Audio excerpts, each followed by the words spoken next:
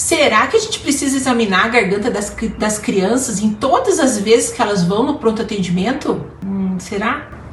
Bom, deixa eu me apresentar. Eu sou a doutora Letícia Manzano Bueno, sou médica pediatra com mais de 20 anos de profissão, sou médica auditora e hoje eu vou estar falando com vocês sobre as famosas faringotonsilites.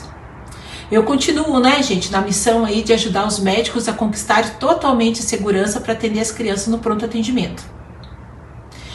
E as amigdalites são as famosas faringotonsilites e é uma queixa muito comum que as mães levam no pronto atendimento para ser examinadas, né? E afinal de contas, precisa examinar todas as gargantas? A gente precisa ver? Bom, a gente sabe que em muitos casos elas têm várias etiologias, pode ser tanto viral, bacteriana, bactérias atípicas, né? Então isso é uma coisa importante que a gente tem, é relevante no exame físico da criança, para tentar diferenciar qual etiologia que nós estamos deparando, né? Então a gente tem uma etiologia viral, que chega a ser os 50% a 80% dos casos, elas são mais comuns às crianças até 3 anos de idade. Elas podem ser também bacterianas, que é uma prevalência de 20% a 30%. Nós temos as bactérias atípicas, inespecíficas, né, como as clamídias, de 2% a 5%, o micoplasma também, que acaba sendo de 2% a 5%, o haemophilus, o estáfilo, Moraxella catarrhalis, né? Então a gente tem várias etiologias. A gente acredita que essas bactérias acabam atuando como copatógenos facilitadores do mecanismos de resistência dos antimicrobianos, ajudando, por exemplo, na produção de penicilinases e beta-lactamases. E a síndrome de PFAPA? Você já ouviu falar sobre a síndrome de PFAPA? Até eu me engasgo aqui na hora de falar. Mas ela existe e ela está entre nós. Você tem ideia do que eu tô falando? Comenta aí pra mim se você tem ideia do que eu tô falando. Bom, mas o que a gente não pode esquecer são das faringotonsilites pelo streptococo do beta-hemolítico do grupo A. Essas sim, essas são famosas. Essa a gente tem que ficar atenta. Essas normalmente dá dor de garganta súbita, intensa, febre alta, dor de cefaleia, né? Dor de cabeça, náuseas, vômitos, dor abdominal. A orofaringe a gente vai visualizar, ela tá bem eritematosa, pode ter hipertrofia das amígdalas palatinas, pode ter um exudato branco acinzentado, grande parte dos casos. Essas faringotonsilites, por Streptococcus beta-hemolítico do grupo A, elas incluem algumas outras condições, porque elas fazem uma imunomediação pós-infecciosa. Então ela pode abrir como escarlatina, impetigo, celulite, glomerulonefrite pós-streptococca, febre reumática, endocardite, enfim, entre outros casos. Bom, suas complicações, então elas podem evoluir supurativas e não supurativas. As supurativas, embora ocorra menos de 1% dos casos, elas geram importância, né? Porque pode fazer o abscesso peritonsilar, uma adenite cervical. As complicações da não supurativas é uma coisa muito importante também, que ela pode dar uma febre reumática. Chega a ter 0 a 3% dos casos. Nós podemos ter também a glomerulonefrite difusa aguda, que é uma causa muito importante de nefrite em crianças. Isso tudo decorrente da faringotonsilite. Então, etiologias, nós podemos ter várias, desde viral até bacterianas. A viral, nós sabemos que nós vamos tratar com sintomáticos e hidratação. A mononucleose infecciosa também não tem um tratamento específico. E as terapias antimicrobianas não demonstrou benefício no tratamento de faringotonsilites causados pelos outros agentes bacterianos, né? Agora, o agente que é o Streptococcus beta-hemolítico do grupo A, esse sim tem indicação formal de estar entrando com antibiótico terapia. E daí a gente tem que ficar atento, porque o uso indiscriminado de antibiótico para infecções virais de vias aéreas superiores, incluindo a faringotonsilites virais, tem contribuído muito para a resistência bacteriana. E como que a gente vai diferenciar? Qual que é esse pulo do gato que a gente tem que ver aí para diferenciar se é viral ou bacteriana?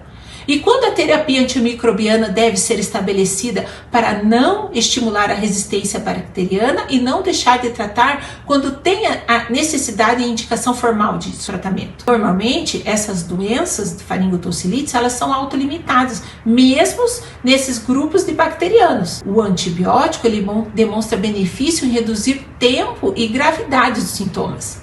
diminui risco de transmissão após 24 horas do início do tratamento e evita as complicações supurativas e as complicações não supurativas, como a febre reumática, que é tão temida. Então, para entender melhor, não é a infecção bacteriana em si que causa essa febre reumática, mas sim essa sua resposta autoimune do corpo à bactéria, que pode afetar o coração, as articulações, o cérebro e a pele da criança.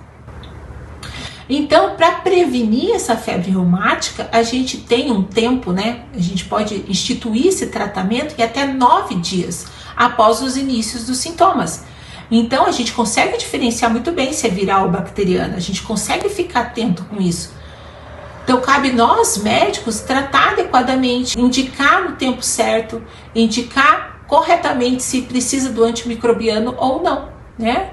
Para isso, a gente tem sim que examinar essa orofaringe. E sabe, a gente questiona muito assim, e essas crianças abaixo de 3 anos, que normalmente é viral. E a gente sabe que para examinar essas crianças com até 3 anos gera muito estresse, angústia. E normalmente, as crianças que têm sintomas essas faringes, como tosse, coriza, torna ainda menos provável de ser uma infecção bacteriana. E a gente sabe que a maior incidência até 3 anos é viral.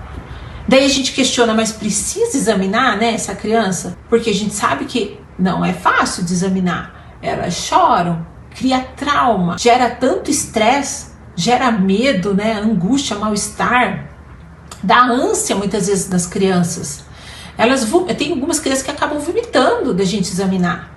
Esse trauma, qual que será o impacto do futuro dela na saúde? Porque às vezes tem tanto trauma que não quer ir em médico. Então, quando temos que examinar mais de uma, e às vezes a gente precisa examinar mais de uma vez, né, também, essa orofaringe, que às vezes a gente vai ver, visualizar, embora tenha que ser uma técnica rápida, muitas vezes a criança vira e tal, a gente não consegue ver, então é difícil, daí às vezes acaba gerando mais trauma ainda. Como daí a gente tem que posicionar essa criança para a gente examinar melhor? No colo da mãe? Criança pequena a gente pode deixar no colo da mãe? Na maca? Como que a gente faz? Bom, na minha prática clínica, eu não recomendo examinar no colo da mãe, pois a criança vai se defender e vai virar esse rosto, vai virar a cabeça. Então vai ser só 2 trabalhos, ter que examinar de novo. Muitas mães, as mães não vão conseguir estar segurando a cabeça da criança adequadamente para a gente realmente visualizar a orofaringe. A minha prática clínica, a melhor posição para examinar a orofaringe é na maca. Como que eu faço? Eu elevo os braços da criança, posicionando lateralmente as orelhas. Então eu peço para os pais segurarem aqui, uma do lado da outra, do lado da orelha, e segurarem aqui, ó, firme, aqui assim, ó, que daí vai estar o cotovelinho da criança aqui, ó, para ela não virar o rosto. Que daí ele segurando firmemente, e a gente sempre pede para as crianças abrirem a boca. Porque daí a gente abre a boca e daí quando a gente vai ver, elas não tendem porque o pai está segurando aqui, ela não tende a virar. Então a gente sempre solicita, por mais que esteja segurando, por mais que seja criança pequena, os pais estejam segurando, sempre peço para ela abrir a boca, tá? E muitas vezes a criança é colaborativa. Se a criança é colaborativa, a gente pede para ela sentar, abrir a boca e colocar, e elas abrem sozinhas, às vezes nem precisa de pôr o abaixador de língua. Mas as crianças a gente tem que colocar, a gente introduz daí no canto da boca, coloca 2/3 ali da região da língua, pressiona para baixo e a gente consegue visualizar a orofaringe. E cuidar também com a lâmpada, né? Se for aquela a luz amarela, a orofaringe vai ficar muito mais hiperemiada. Então, na minha prática clínica, eu acabo realizando o exame físico, a visualização direta de todas as crianças, mesmo crianças pequenas, mas cabe aqui a gente refletir realmente se a gente realmente precisa estar examinando todas as crianças, se tiverem, igual a gente viu aí, se tiver sintoma de tosse, coriza, muito provavelmente se mesmo que esteja eritematoso, vai ser um quadro viral. A gente, muitas das vezes, só pela sintomatologia, a gente acaba examinando as crianças e acabam só meio que cumprindo tabela, né, como a gente diz, porque tem que avaliar a garganta, o ouvido, e a gente já sabe que às vezes é um quadro de vírus. Mas cabe a gente discutir o caso com os pais, né, mostrar o prós e o contra, mostrar a literatura, a incidência. Afinal de contas, essa visualização da orofaringe, né, só para cumprir tabela, às vezes a gente já sabe que é um quadro de vírus mesmo. Quem sabe a gente conversar mais com os pais, a gente informar mais, será que realmente é necessário examinar essa orofaringe? Porque não é um exame livre de efeitos, né? A gente sabe que a gente pode gerar traumas emocionais importantes para essa criança. Eu acho que muito vale também, às vezes, a gente está refletindo se não vale uma orientação familiar sobre a frequência, a etiologia viral, como que é o tratamento sintomático e se manter disponível também para observar a evolução clínica dessas crianças, né? Então, principalmente as crianças abaixo de 3 anos, que é mais desafiador esse exame físico. As crianças maiores a gente consegue mais fácil, só pedir para ela sentar na maca, levantar a cabeça, né? E abrir a boca conforme tua estatura. Eu, como sou mais alta, eu preciso que elas levantem a boca para eu acabar conseguindo visualizar. E deixar a criança mais tranquila. E deixar os familiares mais tranquilos, que mesmo essa faringotonsilite por o Streptococcus beta-hemolítico do grupo A, a gente tem aí até 9 dias depois dos sintomas instituídos para prevenir essa febre reumática.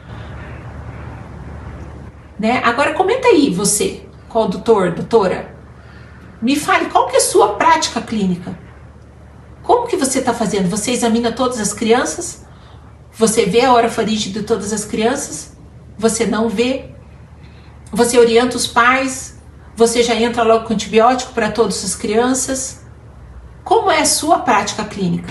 Comenta comigo. Espero que vocês tenham gostado. Vamos que vamos. Se precisar, a gente faz outras orientações. Se ficou dúvida ou se quiser que a gente aprofunde mais matérias sobre isso, me comente e compartilhe com seu colega médico. Estamos aí.